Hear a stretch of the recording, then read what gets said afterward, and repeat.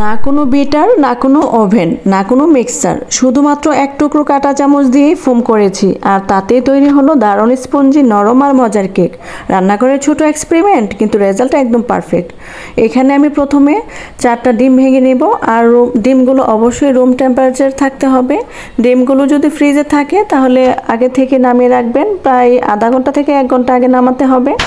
তো ডিমের সাদা অংশটা আর কুসুমটা আমি আলাদা করে নিচ্ছি আর এরকম 2টা কাঁটা চামচ দিয়ে এরকম নেড়ে চেড়ে খুব সুন্দরভাবে ফোম করে নেব। আর এটা যদিও কাজটা অনেক কষ্টের, আমার 10 থেকে 15 মিনিট লেগেছে এরকম পারফেক্ট ফোম করতে। তো এরকম রাঁধতে রাঁধতে যখন এরকম ফোম হয়ে যাবে, আমি এখানে 1 কাপ মতো চিনি ব্যবহার করব। আর চিনিটা আমি একসাথে দেব না, 2বারে ব্যবহার করব। প্রথমে অর্ধেকটা দিয়ে কাঁটা চামচ দিয়ে নেড়ে চেড়ে ভালোভাবে মিশিয়ে নেব আর এটাকে যখন ভালোভাবে মেশানো হয়ে যাবে আমি বাকি অর্ধেকটুকু দিয়ে দিব। এখানে আপনারা আপনাদের টেস্ট অনুযায়ী চিনিটা অ্যাড করতে পারেন, তবে 1 কাপ আটার জন্য 1 কাপ চিনি দিতে হবে। আর এই পর্যায়ে আমি একটু ভ্যানিলা এসেন্স দিয়ে দিব, আপনারা চাইলে চকলেট এসেন্স বা যে কোনো এসেন্স দিতে পারেন। তারপর দিয়ে দিব ডিমের কুসুমগুলো, আর ডিমের কুসুম দেওয়ার পরে আমি 80 ml তেল দিয়ে দিব। এটাকে দেওয়ার পরে খুব বেশি নাড়াচাড়া করতে হবে না, 15 থেকে 20 সেকেন্ড এরকম নাড়াচাড়া করলে সুন্দরভাবে এটা ফোম হয়ে যাবে। এটাকে কখনোই ওভার বিট করা যাবে না। এখানে আমি দিয়ে দিব 1 কাপ আটা, 1 টেবিল চামচ কর্নফ্লাওয়ার, 1 টেবিল চামচ গুঁড়ো দুধ, হাফ চা চামচ বেকিং পাউডার আর সামান্য লবণ। এটাকে দেওয়ার পর আমি এটাকে 2বারে চেলে ব্যবহার করব। প্রথমে অর্ধেকটুকু চেলে দিয়ে দিব আর একটা হ্যান্ড উইক্সের সাহায্যে একদম আলতোভাবে ফোম করে এটাকে ফোল্ডিং প্রসেসে মিশিয়ে নিতে হবে। এখানে খুব বেশি তাড়াহুড়া করে যাবে না, তাহলে ডিমের যে ফোমটা সেটা নষ্ট হয়ে যাবে আর কেকটা অনেক সুন্দরভাবে ফুলবে না। তো এরকম হ্যান্ড উইক্সের সাহায্যে এরকম আলতোভাবে এটাকে আমি মিশিয়ে নিয়েছি। এখানে একটু সময় নিয়ে মেশাতে হবে, তাহলে আপনার কেকটা একদম পারফেক্ট হবে। আর যে কোনো কেক বানানোর ক্ষেত্রে মেজারমেন্টটা অনেক বেশি ইম্পর্টেন্ট। আপনারা যদি মেজারমেন্টটা একরকম রাখেন তাহলে কেক অনেক বেশি সুন্দর হবে। এখানে আমি একটা 10 ইঞ্চি মোল্ডের মধ্যে প্রথমে তেল ব্রাশ করে নিয়েছি, তারপর এখানে একটি খাতার পেজ দিয়ে দিব, মাপ মতো কেটে নিয়েছি। আর এটাকে কেটে দেওয়ার পর বসিয়ে দিব।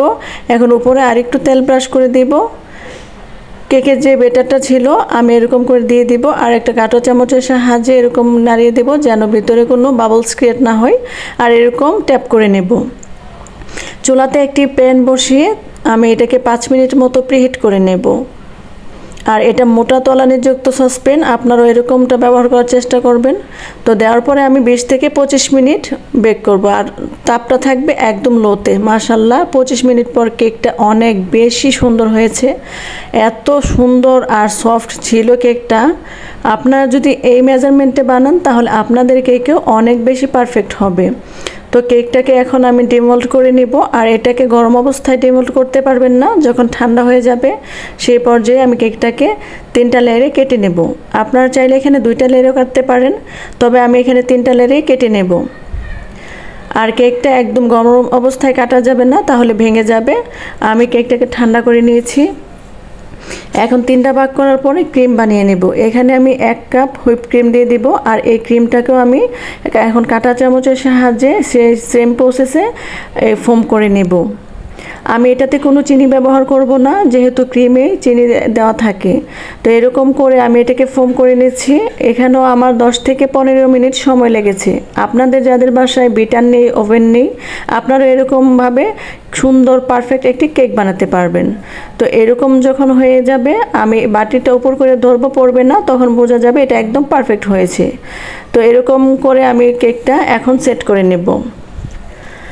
আমি এখন দিয়ে দিচ্ছি সুগার সিরাপ। আর এখানে আমি হাফ কাপ পানির মধ্যে 1 টেবিল চামচ চিনি গুলিয়ে নিয়েছি আর এটা দিয়ে দিব, কারণ সুগার সিরাপ দিলে কেকটা অনেক বেশি স্পঞ্জি আর একদম সফট হয়, খেতে অনেক বেশি ভালো লাগে। তো এরকম করে আমি একটা স্প্যাচুলার সাহায্যে ক্রিম দিয়ে দিব। আমি যদিও প্রফেশনাল কোনো কেক বেক করতে পারি না, জাস্ট বাসায় খাওয়ার জন্য কেকটা বানিয়েছি। আর আমি এক্সপেরিমেন্ট করে দেখেছি যে কেকটা কীরকম হয়। তো মাশাআল্লাহ কেকটা অনেক বেশি পারফেক্ট ছিল।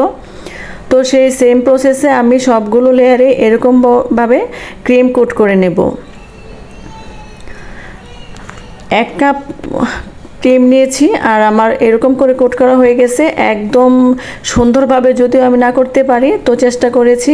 এখন একটা নজেলের সাহায্যে আমি একটু অরেঞ্জ ফুড কালার ব্যবহার করেছি আর এরকম সাইডগুলো দিয়ে আমি ফুলের মতো শেপ করে নেব। আপনারা দেখেই বুঝতে পারছেন আমি এটা কিভাবে করতেছি। যদিও আমি প্রফেশনালি কেক বেক করতে পারি না, জাস্ট বাচ্চাদের জন্য কেকটা বানানো হয়েছে আর তাতে দেখলাম মাশাআল্লাহ অনেক বেশি সুন্দর ছিল কেকটা আর খেতে স্বাদ দুর্দান্ত ছিল। বাচ্চারা তো অনেক বেশি পছন্দ করেছে। বাসায় ওভেন বিটার কোনো কিছু না থাকলেও এরকম করে আপনারাও এরকম সুন্দর একটি কেক বানাতে পারবেন। আর সবসময় মেজারমেন্টটা ঠিক রাখার চেষ্টা করবেন। কেক বানানোর ক্ষেত্রে মেজারমেন্টটা অনেক বেশি ইম্পর্টেন্ট। আপনার মেজারমেন্ট যদি ঠিক থাকে তাহলে আপনাদের কেকে অনেক বেশি পারফেক্ট হবে, একদম ব্যর্থ হবেন না। তো কেকটা মোটামুটি আমার রেডি করা হয়ে গেছে। কেকটা দেখতে কেমন হয়েছে অবশ্যই আপনারা জানাবেন। আর ভিডিওটি যদি ভালো লেগে থাকে ভিডিওটি শেয়ার করে দিবেন আর পেজটি ভালো লাগলে ফলো দিয়ে যাবেন।